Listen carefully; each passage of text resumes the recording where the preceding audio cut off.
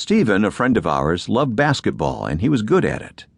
As a teenager, he won awards, dominated the leagues in which he participated, and had some college coaches paying attention to him. When he joined the high school varsity team, however, his coach almost never let him play. Stephen gave his best effort in every practice, followed the rules, outplayed his teammates, and worked constantly to improve. But no matter what he did, his coach would not give him any more playing time. Eventually, Stephen and his parents found out that all of the players struggled with the coach, even the kids who started the games. Apparently, this coach demoralized his teams every year. He had some of the most talented players in the state, and yet his teams would lose early in the state tournament, and his players would say such things as, "I cannot wait for the season to end so I can start enjoying basketball again." The coach hardly ever spoke to the players, and when he did, he was usually angry, bordering on abusive. Stephen was a quiet kid and was a little intimidated by the idea of confronting his coach.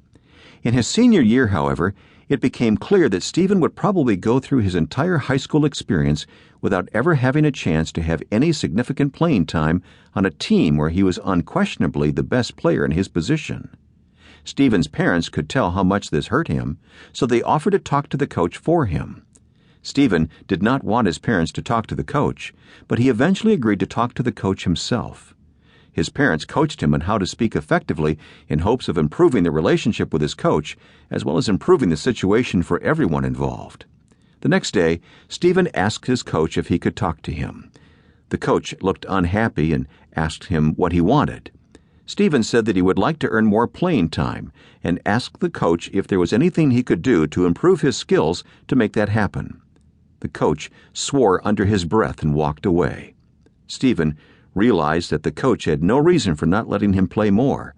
But the next day the coach put Stephen on the third string, where he was unlikely to ever get any playing time. Stephen could not stop thinking about how poorly his coach treated him. One night he sat in his bedroom crying. Before going to sleep, he prayed. When he did, he felt an impulse. Even though his coach was not a good coach, he was a good man, and he needed to forgive him. When Stephen felt this impulse, he realized that he had grown to hate his coach.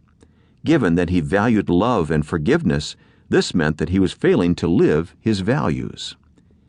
Many of us might be surprised or offended by the claim that we are failing to live our values if we had been treated as Stephen was. After all, if a young person feels hate toward an adult in a powerful position who treats him in ways that are nearly abusive, that hate seems justified.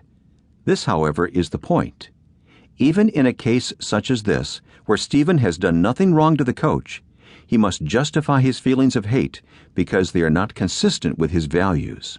In fact, the research on cognitive dissonance and the confirming evidence bias suggests that most of us would do exactly that.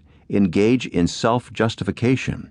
After all, that is what most of the other players on the team were doing.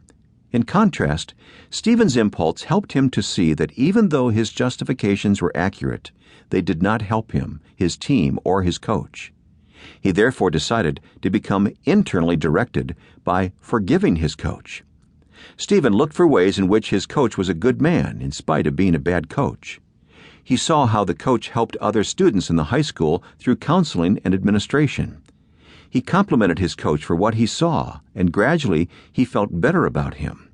He began to get excited about playing basketball again. He practiced hard because he loved playing the game. He quit trying to impress the coach or anyone else.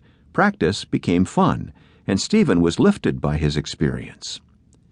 Stephen's decision to become internally directed did more than lift himself. It also turned him into a leader and lifted others. He made the decision to forgive his coach as his basketball team was winding down its regular season. At this point, his team was following the same pattern it had in its previous years under this coach. Even though the team had won 11 of its first 12 games, frustration took over and the team only won 2 of its last 8 games. Players went through the motions, waiting for the season to end. But this year, something different happened. One of the assistant coaches called a players-only meeting. He asked if any of the players wanted to express his feelings. The room was quiet. Then, to the surprise of everyone, including himself, Stephen stood up. He talked about the potential of the team and what they could do in the state tournament.